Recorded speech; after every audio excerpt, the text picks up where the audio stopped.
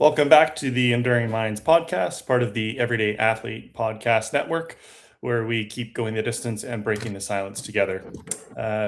Jason, my friend, how are you doing today?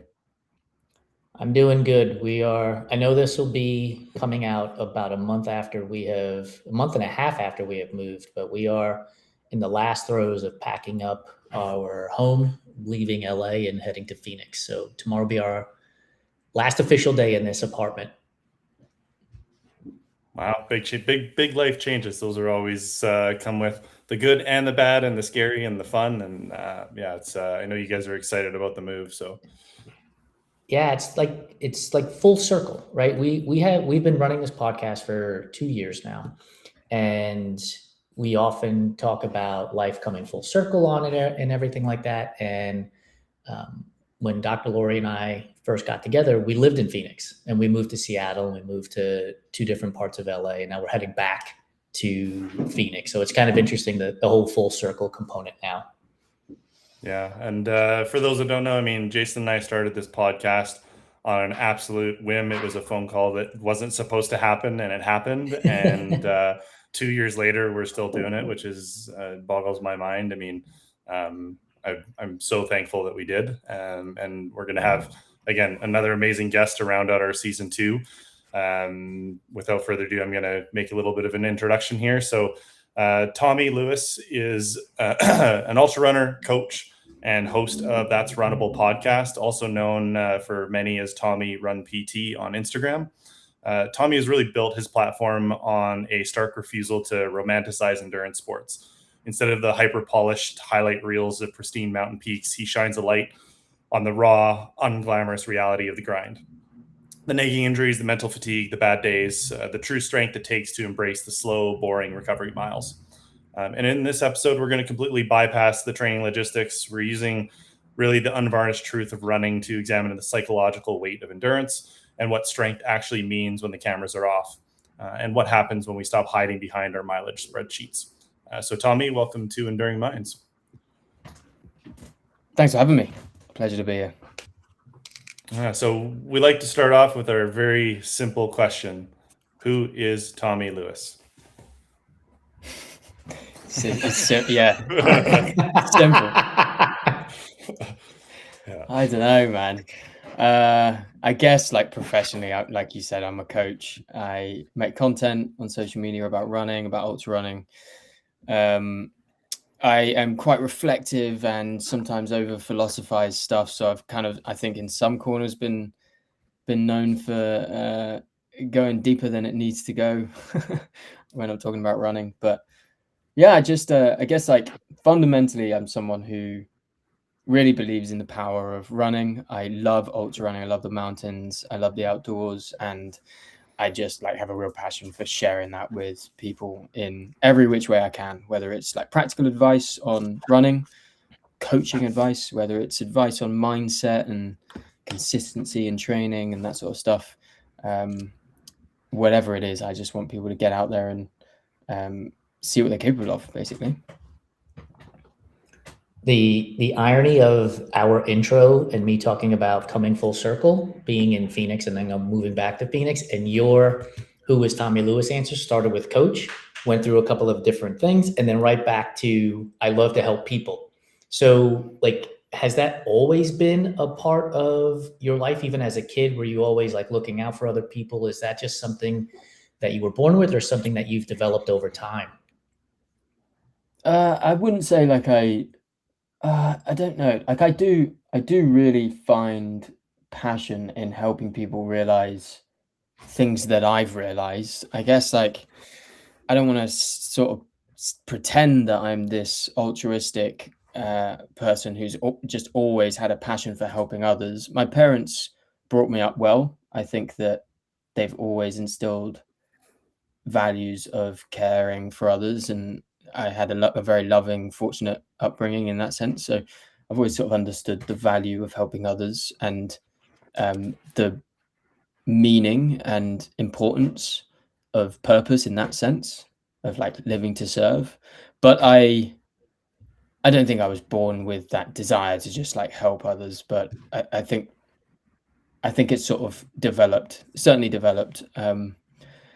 I mean, I personally went through a really tough time in my early 20s that I think I wouldn't want anyone else to go through. Just like psychologically, I was just in a bad place, and running and fitness and mindfulness and all the things I talk about really helped me and saved me from that dark place. And so I see it in others. I see people struggle, and I think anyone who sort of feels they have some sort of solution wants to tell people about that. Yeah. Yeah, I think this idea of other people understanding that they're not alone in what they're feeling and experiencing, I think is I've followed your content for quite a while, and I think the reason why I asked you to be on as a guest is it mimics the way that I follow my running and my kind of passion and what I'm speaking about within my mental health realm as well too that I've experienced. And I we've had so many guests on that have said in their early 20s they went through a very dark period. We've had multiple guests over Mm. the last number of months that have said that exact same thing.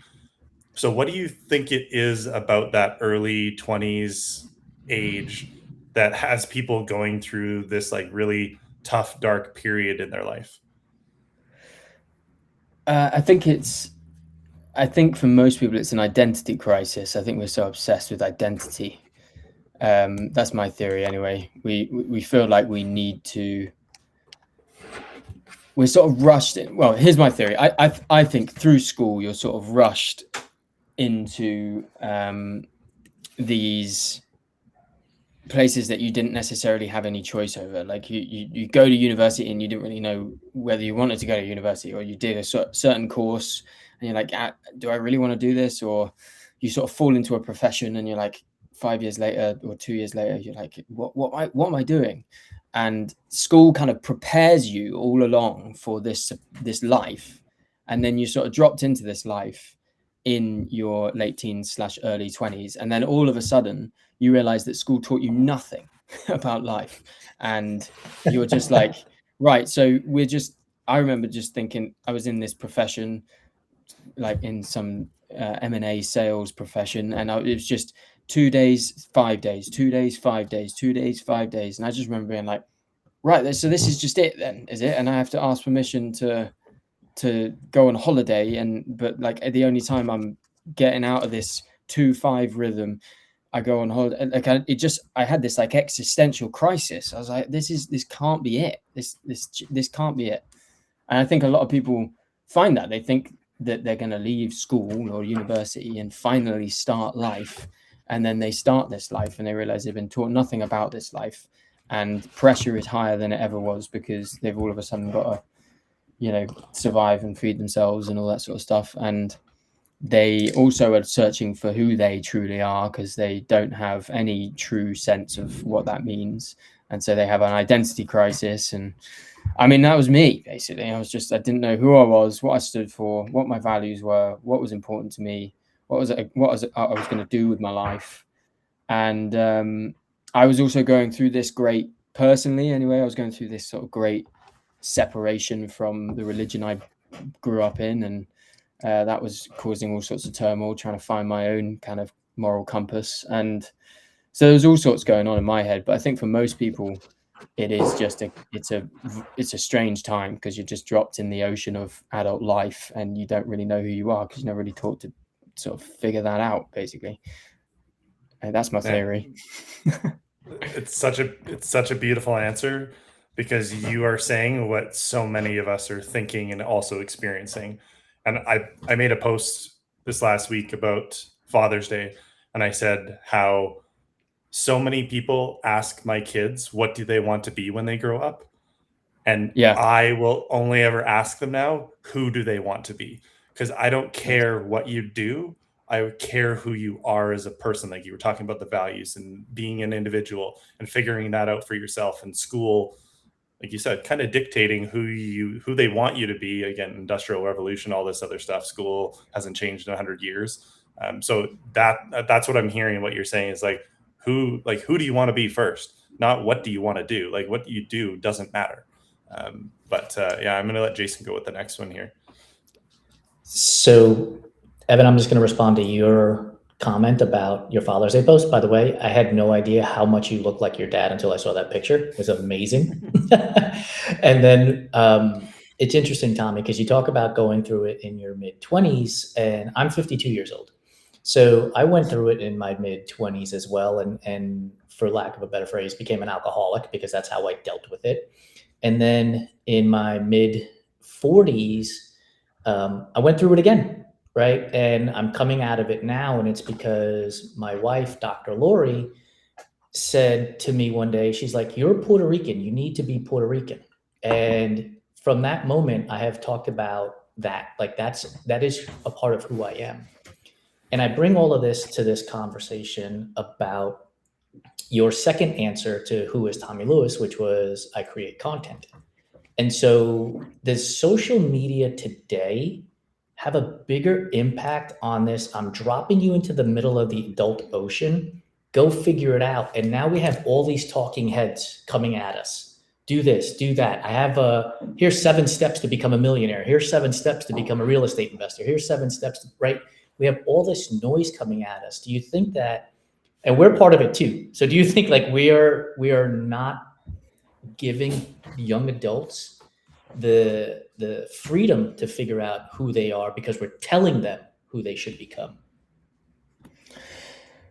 Yes, I mean, so much to say on both of what you've said there, but like, I think that it's interesting that the first question you asked me is who is Tommy Lewis, and I sort of laughed about it because I don't know really. And like, if anyone's in their early 20s listening and they think that people on a podcast or people on social media or anyone else has it figured out, I mean, Jason, you have gone through chapters, and it's not necessarily true that it might be hard in your early 20s. It's not necessarily true that it won't be hard again, and it's not necessarily true that if you find a certain career that you're going to do it forever.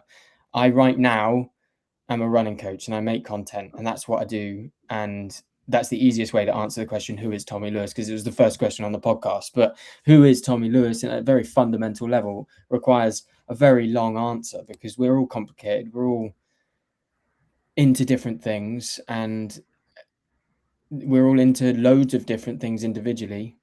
And that's what makes it beautiful. And that's just life. And it might be that you find an obsession with something for a few years, and that's fine. That could pay the bills for a bit. I think to answer your question, Jason, 100%, social media causes all sorts of angst and it exaggerates what reality is. You see the biggest and best of everything, and the biggest and best is even bigger and better than it was before because everything is exaggerated and everything is 10x. And I think it's very easy for people to feel like they're a failure in comparison to other people who have supposedly found their thing or whatever, and I mean, I find myself comparing myself to others on social media and that sort of thing. I also remember when I was in my mid-20s, not knowing really what I wanted to do, seeing all of these and having all of these influences from social media content that I was seeing of different kind of spaces I could potentially work in. The algorithms would feed me something for a few months and I'd be obsessed with it. And that's what I thought I was going to be. That's what I thought my identity was going to land in. I think it's a really confusing place and time for young people, to be honest. And I would strongly advise steering pretty clear of social media for the most part, to be honest. I think it can be fun and it can be helpful. And I recognize the benefits it's had for me. I also recognize that that's where most people are because it's so addictive at the end of the day. And so if most people are there, I want to be there too as a creator. But if I wasn't creating content, I wouldn't be consuming it. I would 100% be someone who would shut it all off.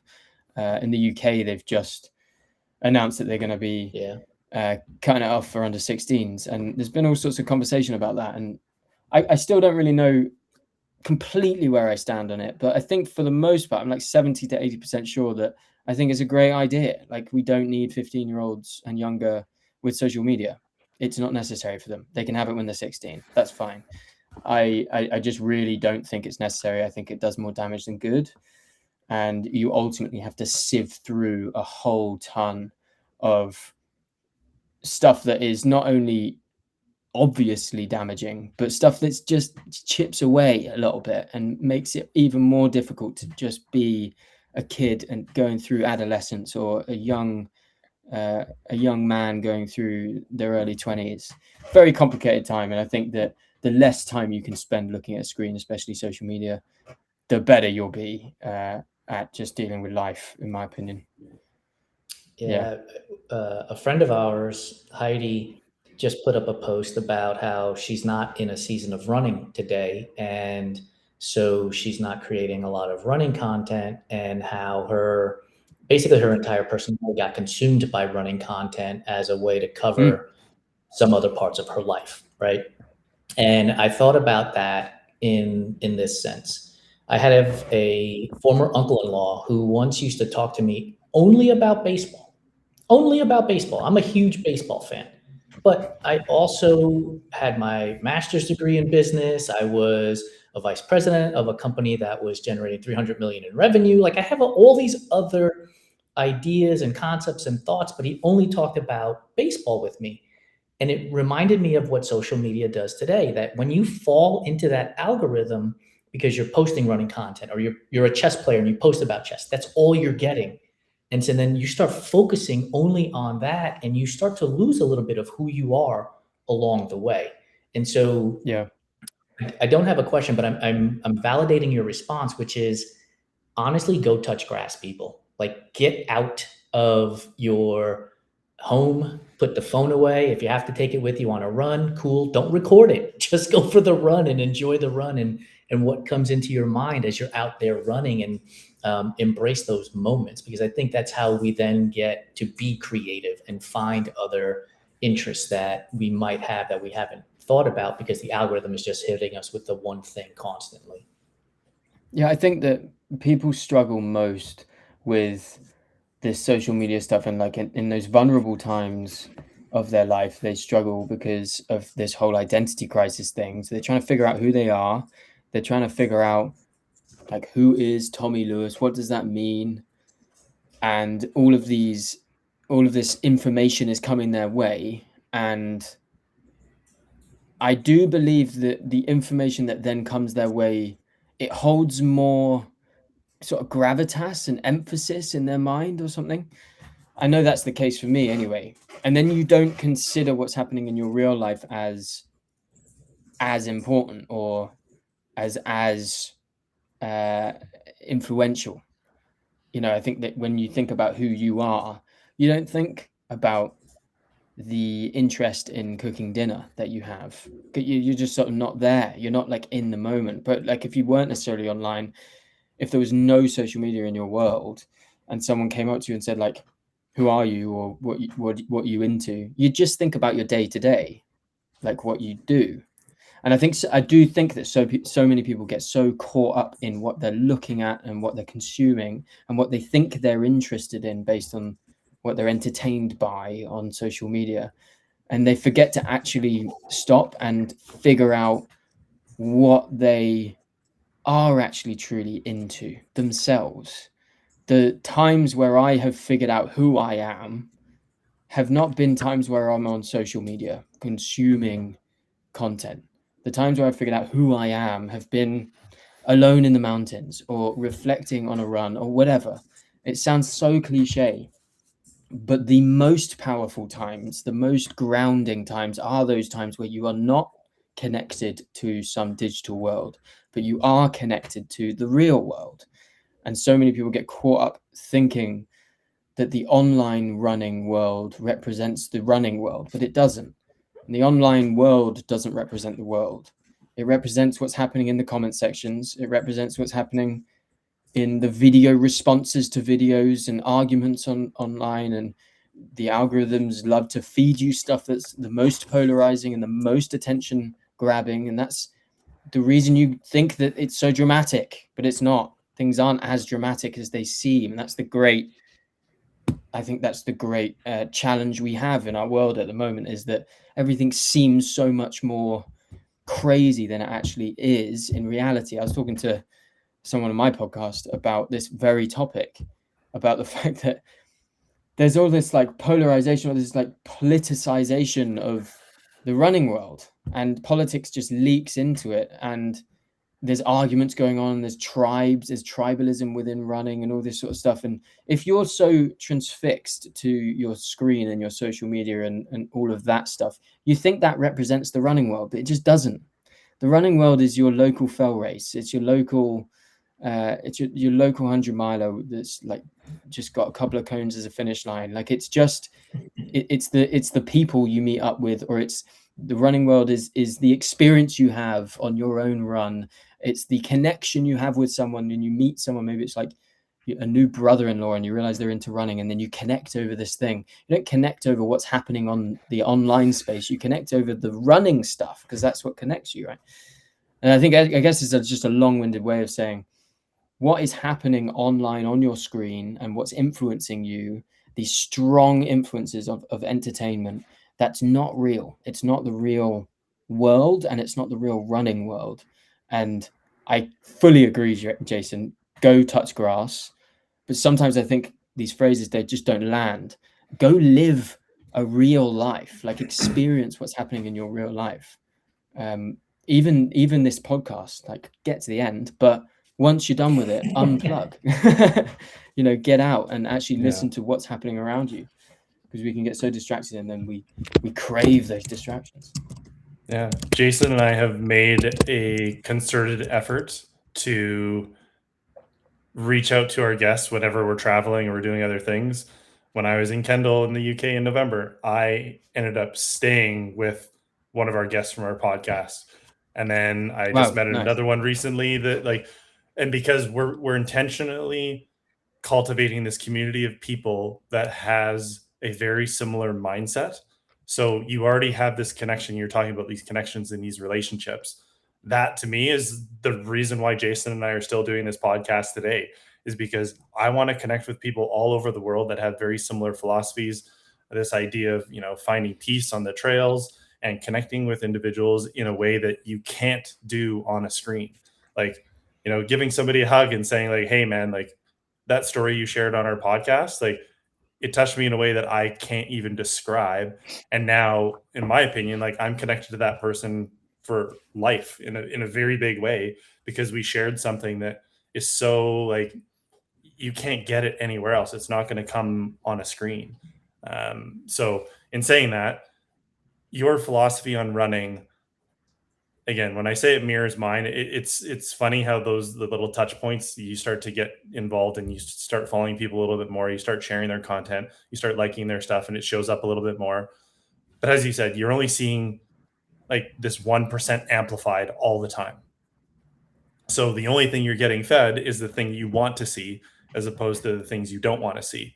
So how has your running philosophy evolved over the years of consuming the content, creating your own, figuring out your path within the ultra running world? I know you're big into strength and all those other pieces. So how does your philosophy on, I guess I'll say running and life, mirror that kind of consumption over those period of years, and kind of now pulling away from it and going like, I don't need to consume. I can still create, but I don't need to consume. Yeah, I mean, firstly, I'll say that I wish I was as disciplined as I sound about the consumption. I get sucked in and I consume as much probably as anyone else at the end of the day, but I do recognize its effect on me.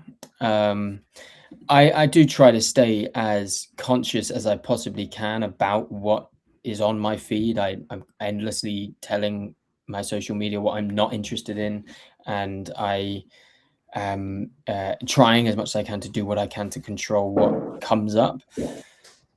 I guess it's an interesting question, because when I started making content, it was actually quite early. Like when I think about it, sometimes I was like, it was relatively early on in some senses, because it was sort of it was when reels were new, basically. So like 2020, I started making content in COVID. So it was like I started making TikToks, and then I started making reels when they got out, and that was kind of early in that game. I don't really know how you would have made it before on social media. It feels like there were just fewer ways to kind of produce videos and stuff. We're so used to it now, but it's actually a very, very recent thing that we've had this doom scroll. And I started making content, and everyone was like, are you not worried that it's like a saturated space? Because it was already pretty common. It was already quite a common thing to be a running influencer. You know, like there were a lot of running influencers already. I think it was already becoming quite a popular thing. And so I was making running content, and I think some people said, are you not worried that it's saturated? And I was like, no, it's the opposite of that. It's such an advantage that it's saturated, because I see how everyone else is doing it, and I know exactly what I don't want to do. I don't want to do what everyone else is doing, because everyone else's stuff sucks. I remember just being like endlessly thinking that a lot of the content out there that I saw out there, that just frustrated me. I don't know why. Maybe it was my own judgments, but I was just like, don't like that vibe. And this is also a reflection of how I felt about running in general as well. This isn't about like other people and their content. This is more just that I just didn't really much like the running vibe generally. And when I started making content, I just was like, I just want to bring what I feel like is a refreshing take on running, which is just like how I approach it, which is I don't really identify much as a runner per se, although like it sounds stupid to say these days because I absolutely am one. But for a long time, I didn't really see myself as a runner. And so I maybe came across slightly differently in that sense to some people, because I was maybe refreshing in that other voices out there were very clearly running centric, and they were also obsessed with the kind of 5k 10k up to a marathon sort of stuff. I'd never really been into road running and that sort of thing, so maybe I've dabbled in it, but running for me has always just been it's been like a daily discipline practice, and it then developed into something that was actually, I would quite like to become obsessed with ultra marathons, because that was kind of where I saw my people. Love for the outdoors and adventure and all that sort of stuff, doing extremely hard things. I just was drawn to that.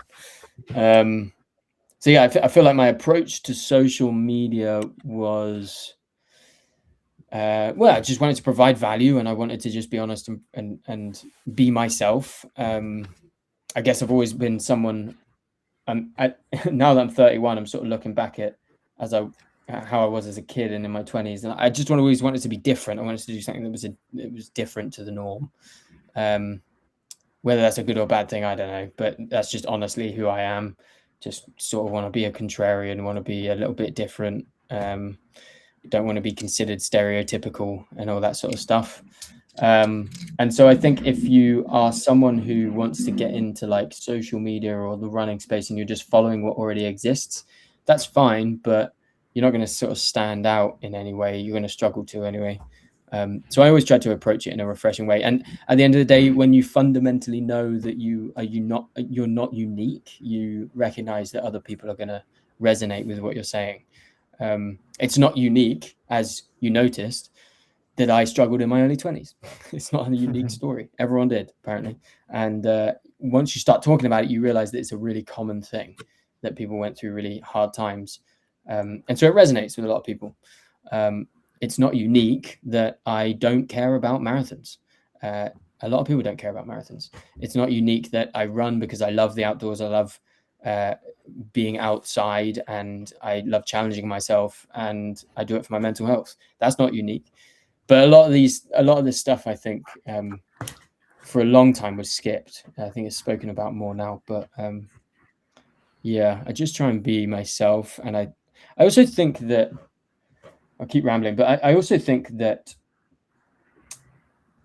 many people get into social media when they're really young and they just don't know who they are. I got into social media when I pretty much knew what I was about. I was 26, and I feel like I had my feet on a pretty even keel psychologically by that point. Maybe I didn't really know what I was doing with my career. I was still trying to figure that out, but who does at 26? But I think a lot of people get into social media too young, or at least they're too immature. And I don't mean that. I don't mean to make judgments of others. I just do think that it's a really tough thing to be doing in your early 20s or in your teens, especially. There are some like 18-year-olds with hundreds of thousands of followers. I don't know how I would have managed with that sort of, following. But I think that you should try and figure out like who you are and what you're about before you get into this wild world of social media, if you want to do that. I don't know if that answers your question. No, it absolutely does. And I put on the screen, take risks and bet on yourself, because in the answer to who is Tommy Lewis, you gave us a word, reflective. And then as you were talking about, I am not unique and I go run, which is not unique. But the unique part of Tommy Lewis in that reflective answer is that you had to take a risk and bet on yourself to talk about that, right? There would be hesitancy to talk about things in your mid-20s because how is it going to be perceived and what are people going to say about me? And that I wrote the word confidence down. And so I wonder if as you're reflecting on the steps that you've taken in your life, the content that you're creating, how that has given you the confidence to talk about these things that you are now talking about, that you are now presenting, that you are now putting out there from a content space, because not everybody has the confidence to put content out there, knowing that we live in a world where if you say that you love apples, somebody's going to curse you out and be like, well, why do you hate fucking oranges, Tommy? And it's like, I didn't say anything about oranges. I just love apples. Yeah. Yeah. I made a video on Instagram the other day that was like about how not everyone's going to like you. And that is just the reality of life. Not everyone's going to like you. We're all different. And much like you don't like everyone you meet, you're not going to be liked by everyone you meet. And that's just that's just a reality that is amplified on social media, and it's certainly amplified when you put yourself out there.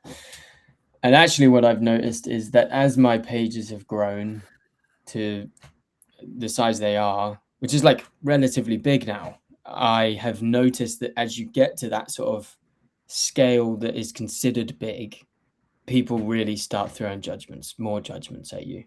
And there was like a tipping point, I think. I can't remember when it was, but it was like a tipping point basically where people start seeing your account as big enough to, I sort of think in my head, like big enough to bully.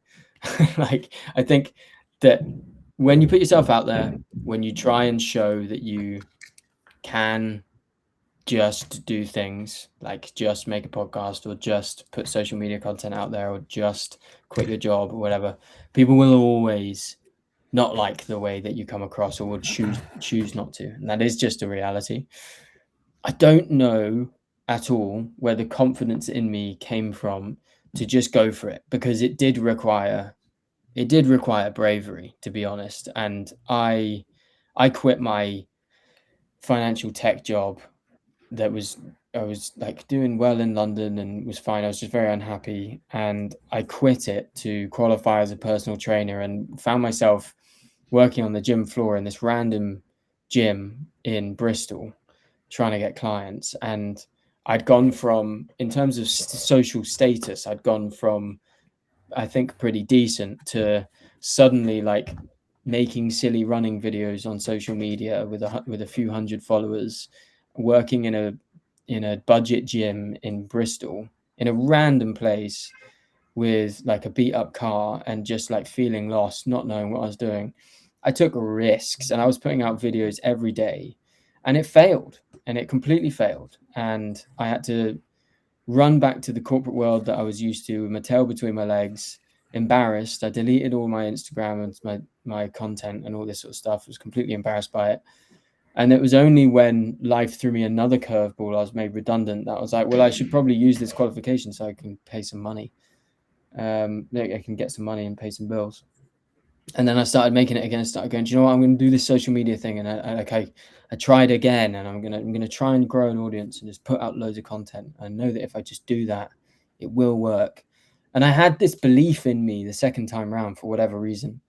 I was like, this will work. This will work. I will just keep putting content out and it will work. And I had my own family worried about me because there was like, what is he doing? Putting out videos on social media. Like, no one understood what I was doing. I had friends that really didn't get it. I had some friends who like backed it. Like, yeah, man, you're going to do it, which is amazing. But yeah, like you're not going to get support from everyone. You're not going to get clarity in your action. You're not going to get evidence every time. You will fail. But if you believe in something, just throw yourself at it. Like that is really what I think you should do. And I think a lot of people believe that they want to do something, but they don't throw themselves at it. They don't really throw themselves at the thing. Like go all in. You know, when people say go all in, they don't go all in. They say, I want to do this thing and maybe I'll set up a website, and they start taking action in some ways, but they're not really going fully all in. And I think that's the differentiator. There are people who do take action and they don't see much success because they're just not throwing their full self at it, and they're not really thinking about how can they improve this. Look at the data. When, you know, if this podcast, for example, are you looking at the data and seeing when listeners drop off? Like when you're thinking about podcast guests, like what type of guests, what type, you know, you're clearly doing a lot of good prep and all that sort of stuff. Like there's always things that you can do to continue throwing yourselves at something. And for me, I will just always go all in at everything that I do. Like, and it's not guaranteed to succeed. It will fail sometimes. Maybe it's like I had a recent failure of this app idea that I built. I built this app, complete flop, complete flop. But I threw myself fully in it. And part of throwing myself fully in it was accepting that it might fail and recognizing that at some point I might need to pull the plug on this, but knowing that that would be the case. And, you know, I sort of made a thing of failing publicly. And yeah, I don't know where the confidence comes from, but I do think that if you accept that you will fail, accept that it's fine to fail and it's not publicly embarrassing, also accept that some people will just not like what you're about. I think it's way cooler to live life like that. I think it's just way cooler to accept that people aren't going to like you, but those that do are going to be worth having around, and they'll like you. They won't like some fake concoction of a character that you've invented. They'll like the person that you are, and they'll know who that is because you're throwing yourself at things you're passionate about. So you'll make it pretty clear. 100%. I've got so many things swirling through my mind right now. One of the phrases I use in life is, I'm not for everybody and everybody's not for me. And that's how I live my life, because that helps me push away things. But one of the things that bounced around in my head is I have a racing philosophy, which is all gas, no brakes. I'm willing to DNF. I'm going to go all in on this race. And if I get to the finish line, thumbs up. And if I don't, thumbs up as well, because I will have learned something. And I watched the Billy Yang documentary on Zach Miller years ago. I don't know if you guys have seen it, but Zach Miller had that same philosophy, and we have seen him literally blow up at events, right? And here's a professional runner, a person who's getting paid to run, who is willing to go all in. And it makes me wonder why we, who are hobby runners, like we do this for a hobby, aren't willing to go all in and risk the DNF to have a success. Because in my mind, I've got a great story. If I go all out for as long as I can and I DNF, that's a great story in comparison to, well, I ran in zone 2 and I was well under my paces and I held it all in and I still finished. Like, that's just not an exciting story for me. So I am with you, Tommy, on this. Go all in and live a good story, man. Like, just do it. Yeah, well, I think that it's so common to see people, they make it seem cool to not be passionate about things. Like some people that just, it's cool to be aloof and sort of nonchalant and whatever. Like, yeah, kind of into that. Yeah, that's kind of cool. And they're not secure enough in themselves to be passionate about something, to identify fully with that thing and to be like, no, that is so what I'm about. Like, I am fully all in on that, and I'm going to go all in on that, because they ultimately care too much about their image. They care too much about this identity that they're forming and creating, and they're not willing to just follow their pure interests and just go. I personally, when I look around and meet people the coolest people in my life that I know and I meet are the ones who have just gone all in on something completely random. I don't care what it is. It's just something that, like, being passionate about shit is cool and it's attractive, and it's attractive in a very real sense. I'm not even talking about, I'm not just talking about some lustful attraction. I'm talking about, like, it draws me in. If someone is passionate about something, I want to listen and I want to hear about that thing that they're passionate about. It doesn't matter what it is. And yeah, I just think it's cool. Yeah, like you've just written on the screen, being passionate about shit's cool. Yeah, I have myself got into that trap a few times with races of holding back, and I don't have this traditional like fear of failure. I have a fear of success. If I go all in and I take the risk, and like the phrase of like no risk, no magic, if I go all in and I take that risk, how long do I have to keep this up for? If I have like an incredible showing, I hit a podium, and now what are you? You're gonna be a Rachel Entrekin, who is now going to be personified as this person who, rightly so, she absolutely crushed Cocodona and so many other races. But how many people can like sit there and basically manage that level of attention and be okay and stand up on their own 2 feet and do it again and repeat it and repeat it and repeat it, because that's what people expect. As soon as you have one really good thing, people are going to expect that of you. When you don't, people are going to shit on you, and people are going to talk down, and they're going to say, well, why can't you do it now? You've already done it once. And now you have to grapple with the other side of it, of like, I had all this success, but how do I manage that? And that to me is that kind of level set playing field of like, how do you manage that? Yeah, get it. I get it. I think a lot about this stuff. I also think a lot about success and what it really means. I think that you can find yourself in a trap of defining success wrongfully. So if you're just thinking success is just when is just like getting a certain time in the marathon, for example, and then you get that time in the marathon, and then guess what? You're seeking another PR, and then guess what? You're seeking another and another, and then age hits, and eventually it's quite hard or impossible to reach those goals.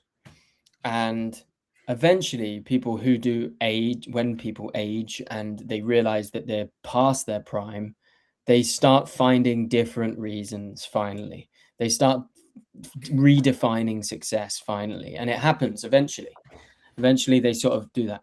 Why not just like seek success in different ways and recognize the full self that you are now? And I find this a lot in my life. Like, I struggle with this kind of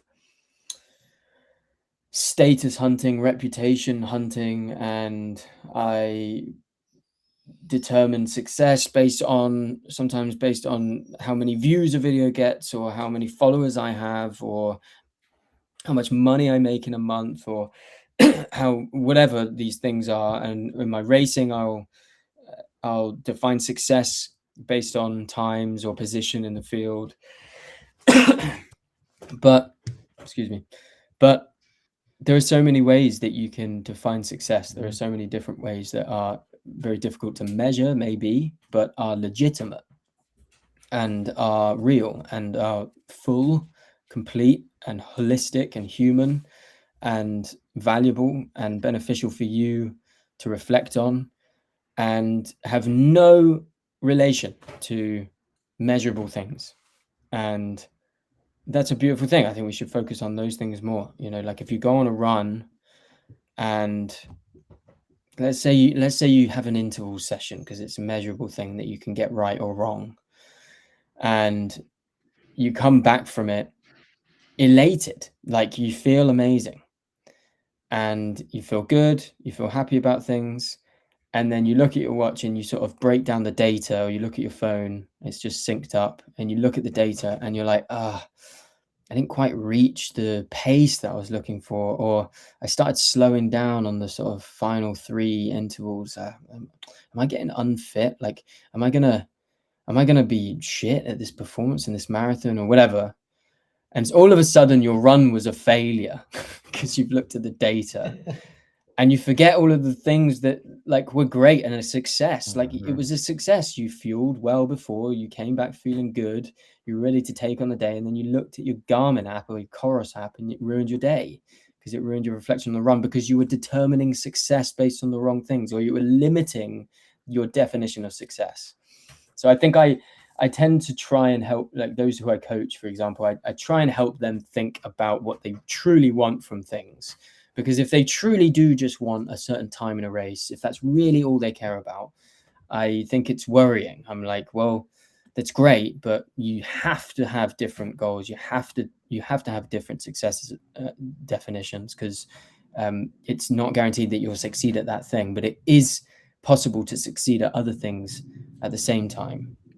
And it's also possible, as I have learned from elite athletes that I've interviewed and spoke with, that it is possible to fail miserably at stuff that's meaningful, at showing it's possible to fail in terms of how you show up as a person, but succeed and get a podium place or win a race. You can win and still fail in regards to how you treated the crew, or how you felt after the race, or your perception of whatever, like whatever other definitions of success. It's possible to fail in that regard. So you can both get your goal and fail, but you can also fail in getting your goal and succeed in so many other ways. And if you want your running career to be long lasting and full and complete and holistic and fulfilling in many different ways, you have to get out of this chasing, measurable metrics only. It's so much more than that. Yeah, it's this idea of the data being everything, and understanding that like how you feel is probably much more important. I mean, as a running coach myself, the athletes that I talk to, the data informs what we do, but I care how you feel as a person. Like, you as a person is way more important than what your watch is telling you. And I think, as you said, like we chase all of these things that are external, and we suffer because of it, because we're constantly looking for these external milestones to validate some sort of internal void that is there, that we maybe haven't had the thought of being able to actually look at yet, because we've been smothering it by chasing all of these external things. So to me, it's like the way through it is to actually feel what you're experiencing in that race, in those moments, in those failures that you think are failures that actually aren't. They're learning opportunities. So what's your take on that, in the sense of like feeling, just the feelings in your body that people neglect or push away because they're chasing these external milestones? Oh man, it's something I think about all the time. More now than ever before, runners are neglecting how we feel. It used to be that was our way of measuring how like where we are on the sort of fatigue and recovery scale. Like, you're trying to fatigue yourself to a certain degree and then recover. You don't want to fatigue yourself too much, you don't want to recover too much, you want to be productive. And the way we used to figure that out was based on how we felt. We used to pretty much know, for the most part, like when we could push and when we needed to pull back. But now everyone's so obsessed with their Whoops and Garmin and data. We've forgotten how to do that. Like, we trust the data on our wrist more than we trust our own knowledge of how we feel. And I think personally, it's been a massive learning curve for me over the last 5 years, but I really have started ignoring my watch. And funny enough, I just got a new watch, just switched from Coros to Garmin, and back to Garmin, which feels like big news for me because I was such a big Coros fan. But now I'm like, suddenly I'm getting way more data on this watch, and I'm like, I've only had it for 24 hours. I'm like, it's exciting. it's exciting. I love it. I love to know my HRV and my like all this clever stuff, acronyms I don't even know what they mean, all this stuff. It's helpful, but you have to figure out how to tune in with your body. It's like such a fundamental part of being such a fundamental skill as a runner to really tune in with your body. And I also, I probably should talk about it more, but I struggle to know how. But running really was a massive part of my healing journey, I guess you could say, from my early 20s and just really struggling to see meaning in life. But also mindfulness and presence and coupling the two. And in my coaching, I also try and teach this in like this sort of interoception and proprioception in your training, and how that can actually be quite practically beneficial, but also it can be psychologically beneficial to really recognize where is aching, where is hurting, where needs work, and just being a bit more aware of your body, how it feels, how stressed your nervous system is. It might sound a bit like woo-woo and we're here for the it. place.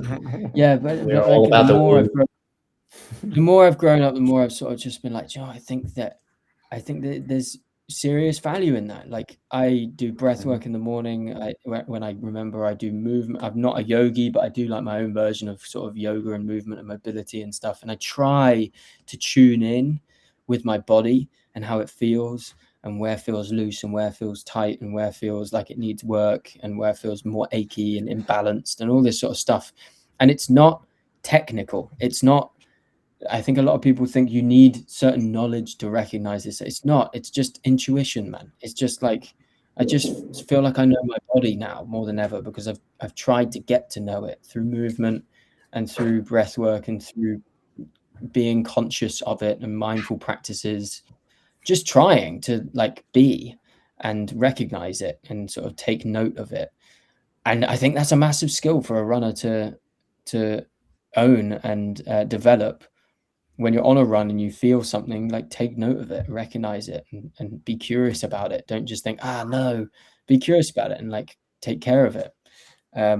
We've lost that art. We've lost that ability. And I do try as much as I can to remind people to tune in with the body and to tune in with like how they feel. It's also the best way to be a productive athlete. Ultimately, your watch doesn't know half as much as you do, as you know about you. Your coach doesn't know anything about how you feel. Your training plan doesn't know anything about how you feel. Your AI, whatever you're using, doesn't know anything. You know how you feel, and you are the best person to make a call on what you do today, what you do tomorrow, how you structure your week. So give yourself that agency. Even if you're working with a coach, work with them, tell them truly how you feel. Start to recognize whether you need more sleep, whether you need more fuel, whether you need to lean in to your training and do more. This stuff it's important to like tune in and be intuitive with it, I think. Years ago, Brad Stolberg posted on what used to be Twitter a phrasing along the lines of, you're not maximizing your sleep if you're stressed out about impressing your sleep cycle recording or your Garmin watch recording. Like, you're not maximizing your sleep. And that was really poignant. This was like 6 or 7 years ago. And it just gets even more in depth today as we continue to add more and more devices to recording how good we feel instead of listening to our bodies about how good we feel. And we're going to be running short on time here, but I don't really enjoy correcting people. But Tommy, I'm going to correct you. In the beginning of this podcast episode, you said you were an over philosophizer. And honestly, I don't think that's correct, dude. I think you're a thinker. I think that you take the time, and the word before that was reflective. I think you take the time to think about these things, and then you take the risk and you bet on yourself and you give that information out so people can then use it however they see fit. So I'm going to ask you in the future, when somebody asks who's Tommy Lewis, you don't use the phrase over philosophizer. You just, somebody who thinks about things and takes them in and processes them, which I think is a skill set that we should all have, but not all of us do have. I appreciate that. I think there's probably in me this reluctance to own that part of me, because I sometimes think that it's beneficial to recognize that it's not that deep. And I think that two things can be true at the same time. I think that running is extremely deep. To me, it's powerful. To me, I have a whole podcast about it. Like I speak at length about all of these meaningful things that that we take from ultra running. It's the most powerful thing I've ever engaged with. However, I also think that sometimes we can think too deeply about things, and it is possible to over engage in that philosophizing and that kind of depth of analysis and overanalyze, and sometimes you just need to just do the thing. And sometimes life is a bit hard, and sometimes you don't feel okay, and it's sometimes not that deep. Sometimes you just feel a bit down or feel a bit underfed or whatever it is, and you just need to do the thing, and you just need to take action. So both things can be true, I think. And I think that I sort of joke and jest that I won't continue calling myself an over philosophizer. I am a thinker, but sometimes we just need to take action, and we just need to recognize that you're just human. You're not unique. You're not going through anything special. You just need to go out and touch grass. I'm going to cheat. I'm going to have 2 questions to ask you at the end here. I didn't ask Jason for permission, but I'm going to do it anyways. The first one, and it's only because I want to know, because it's something that I have really latched on to myself, having put 2 documentaries out on my running journey, one my mental health and then one with my run with my dog. How has putting out a long form documentary changed your view on these short little bits of content that people consume in 10 seconds versus the documentary? And like, how much more fulfilling is it to put something long form out that can have a life of its own for a longer period of time, more than 10 seconds? Yeah, very proud of the doco we put out. It was a big project, and it's the first time I've ever sort of done something like that. I certainly have reflected a lot on just the different ends of the scale that short form and long form are. It's unreal. I mean, it really depends on the kind of quality you're aiming for. We did aim quite high with an invitation to run differently, so we really went for it. So it took a long time, and I think expectations were real high and stuff. I think there's still an art. I still appreciate the art of short form content for sure. Some people are really amazing communicators and create content with such ease that they can just put it out at scale, and it's very impressive in that vein. But it's super unforgiving. I think the one thing that frustrates me is trying to kind of promote those long form. Trying to promote long form on short form is really, really tough. And, it can be the highest quality video and a really well put together reel, snippets of your documentary, and it will just get no attention. And the thing also that frustrates me is I can put out a really naff video, which is just a kind of a moment after a hot run or something in Southeast Asia, and it will just like go viral for me, and I'm just like, it's really annoying. I don't want the videos I put no effort in to do well. Let's be clear. You're running with your shirt off in sweaty heat, and there's no doubt about it. The algorithm will reward that every time. We know that. Yeah, well, that, and this is what I hate too. Yeah, it's awful to say that, but we all know that it's just like it's what people want. It's whoever is going to get the most attention in the fastest way possible, and how can we keep people on the platform? And that's the but to get back to that, the documentary piece, like I did find it way more rewarding doing the long form stuff than I do anything with the short form. I've and there is still friends of mine that haven't watched my 16-minute documentary that like close friends of mine, and I'm Wild. like, dude, it's 16 minutes long. Like, you can't just Yeah. like go on YouTube and just watch it for 16 minutes. Like, you don't have that attention span. And that just comes back to that, like, the short attention span because of all the social media and because everything's coming at us so fast. So, And everyone thinks they are way more busy now, I think, as well. Yes. I'm not saying that Yes. we aren't busy. I'm not saying people aren't busy, but I do have a theory that we have been made to think that we're way more busy than we used to think. Like, everyone's got a calendar on their phone.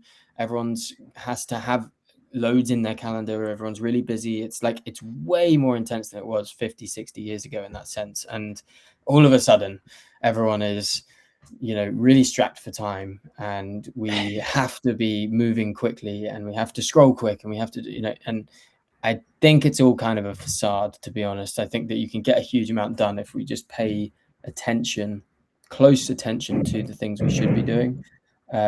And yeah, 16-minute documentary, man, like, you can find the time for sure. But yeah, it makes me think a lot about being busy as a flex. Is that what you said? It's not a flex. It's not a flex. Like, yeah. It's like yesterday, we're moving. Yesterday, I blocked out my entire calendar so that I could pack and do stuff.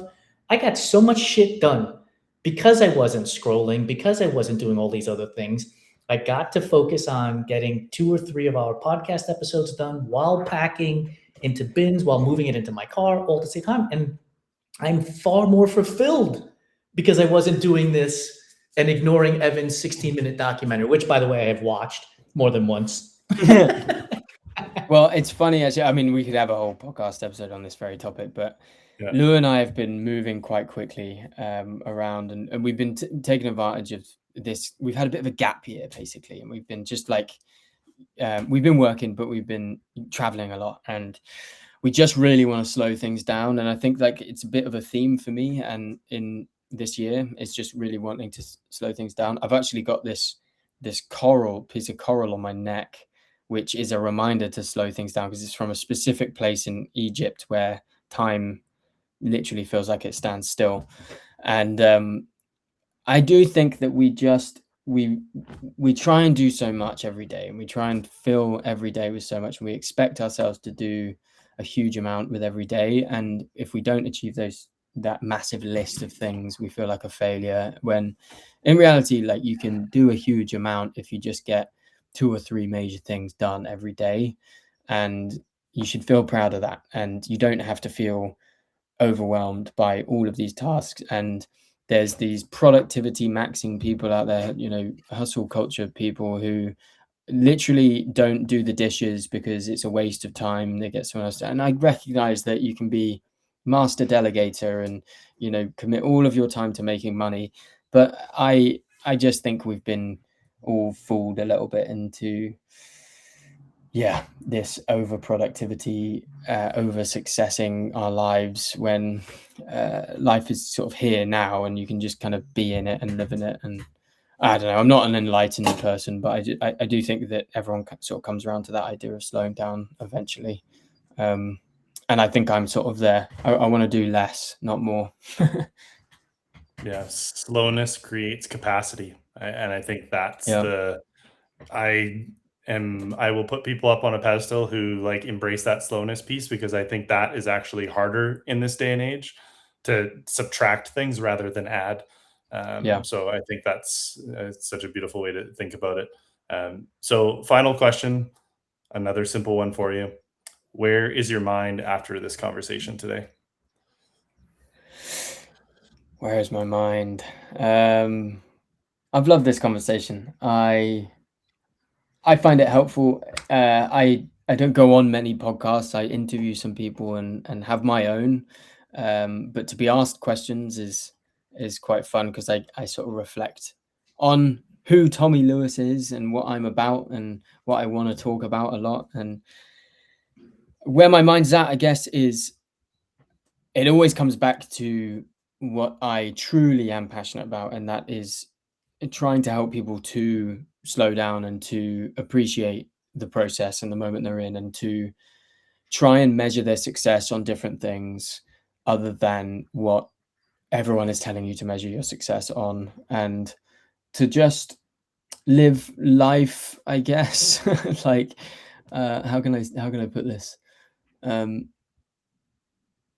Life's not as serious as everyone makes it seem, and sometimes we can, at least my algorithm anyway, can make it seem like everyone else is really successful and I need to be there. And even if it's unserious content, you sort of are comparing yourself. And I think that when you are when you're taking advantage of the internet and you're on it a lot, and I know a lot of people are, so I don't want to just sound like I'm obsessed with social media, but a lot of people are on it and it affects people majorly. I think that we can fool ourselves into thinking that we have to be a lot more than we do have to be, and we don't really. You can pursue things and find joy in that pursuit, but it doesn't matter as much as you think it does. And that's where my head's at, I think, to try and just recognize the true importance of things and not give too much importance to things that aren't actually all that serious. Yeah, amazing. Where can people reach out, connect with you, socials, YouTube, those things? Anything you want to share? Yeah, so on social media, I'm Tommy Run PT, pretty much everywhere. It's That's Runnable on Instagram, and the podcast is That's Runnable, and my coaching is all under That's Runnable. So yeah, that's pretty much it. That's where you can find me. That'sRunnable.com. Yeah. Fantastic. Well, on behalf of Jason and myself, this is an incredible conversation. I'm so stoked that you agreed to have this talk with us, even though you have your own podcast. You're not a guest on many. It means a lot to us to have different voices and different perspectives. And I think your perspective is a big one, having come through something and now sharing it in a way that other people can kind of see themselves through what you experienced as well. I think that's super powerful. It carries a lot more weight than just somebody spouting off things that they think they know that they don't really know about. So we really appreciate your time, and I know our guests will as well too. Thanks for having me. It's been great. Thanks so much, Tommy. Well, where's your mind at, Jason? So the irony in Tommy saying slow down, like he's looking to slow down, this is exactly why we're moving to Phoenix. We came to LA so that Lori could get her doctorate. And so working on her dissertation, doing all the jobs that she's doing, and it's hustle and bustle and going. And now going to Phoenix, we have an opportunity to actually slow down. And it enlightens me and makes me smile. And then the other part is, as I looked on the screen, you have a 30-year-old, you have a 40-year-old, and you have a 50-year-old talking about these things. And I think that members of our audience can grab onto the 30-year-old that they can relate to, the 40-year-old that they can relate to, and the 50-year-old that they can relate to, and realize what Tommy said, which is, you are unique, you are you. But what we experience tends to not be unique. So we'll learn something from each one of us at the different phases of life. Yeah, he opened my eyes to that idea of success being something that I've been afraid of for a while. Just another way to think about it, because again, we have this idea in our minds of what success actually is, and it's reaching the pinnacle of something or doing something that other people are going to want to share or talk about. And sometimes that success can also be internal, and it doesn't have to be this loud outward thing that everybody else is expecting. So that's definitely one of the things I'm going to take away. And just that understanding, like you said, that 30, 40 and 50-year-old all talking about very similar things and all sharing very similar philosophies on what we're all working towards. And I think that's all of us moving away from that noise and all of that influence that has been pressed on us for the last 10, 15 years, that we're all pushing away, going like, I don't want that. I want the in-person connections. I don't just want an email and an interview and a phone call. Like, I want to meet this person. I want to meet these people. I want to share time with them. I want to have a coffee. I want to have a meal. Those are the things that I know we're looking at doing into the future with the podcast and the community that we're building. So that's what I'm going to take away from today for sure. So Thanks everybody for listening. If you're not already subscribed to the Everyday Athlete podcast network, please go and do that. Several other shows that are produced each week as well. And Enduring Minds is just one of many that you'll be able to listen to there. And if you can rate, subscribe, review, comment, helps us get these stories out to as many people as we possibly can. And I guess we'll say that's a wrap on season 2 for our guest episodes. And so thanks everybody for joining us for season 2. And we look forward to bringing you more stories when season 3 is on deck. So until next time, keep going the distance and breaking the silence together. Thanks so much, everybody.